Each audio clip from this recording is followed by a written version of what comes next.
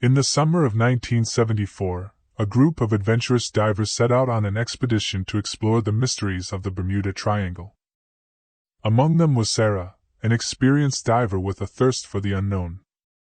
Little did she know that this fateful journey would become a nightmare she would never forget.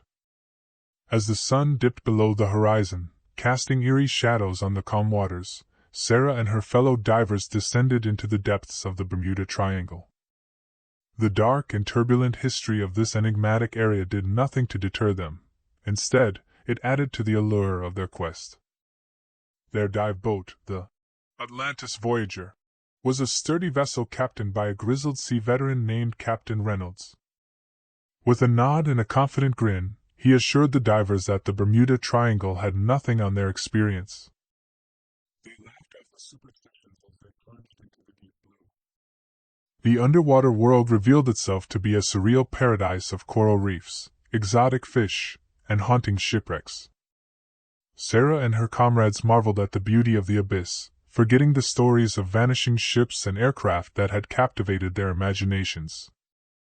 But as they ventured further, the world above water seemed to melt away. The weather shifted ominously, the sky darkening, and a thick fog enveloped them. Disoriented and disconnected from their boat, panic began to set in among the divers. Sarah's heart raced as she watched her fellow divers searching frantically for the Atlantis Voyager. She knew they were in a perilous situation, isolated in the heart of the Bermuda Triangle.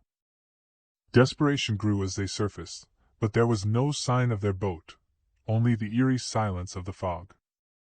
Hours turned into days, and the group's hope dwindled. They rationed their supplies, desperately trying to stay afloat and alive. It was during one of Sarah's solo dives in search of food that the nightmare truly began. As she glided through the deep, she noticed an unusual shadow lurking in the distance. Her heart pounded in her chest as she recognized the unmistakable form of a gigantic shark. This massive creature, thought to be extinct for centuries, circled her with predatory curiosity. It had rows of serrated teeth that seemed capable of ripping through steel. Sarah's every instinct screamed at her to flee, but she knew she couldn't outswim this prehistoric beast. The shark's dead, black eyes bored into her soul as if it could sense her fear. She stayed as still as possible, praying that it would lose interest and swim away. Days turned into a week, and Sarah's situation grew increasingly dire.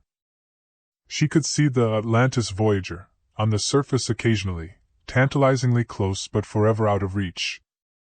It was as if the boat was a phantom, a mirage that taunted her with false hope. Then, one fateful morning, as Sarah was once again circled by the colossal shark, she saw the outline of the Atlantis Voyager above her. Her heart leaped with joy as she kicked upwards, desperate to reach the boat that had eluded her for so long. As she breached the surface, gasping for air, she looked around for her fellow divers. To her horror, they were nowhere to be seen.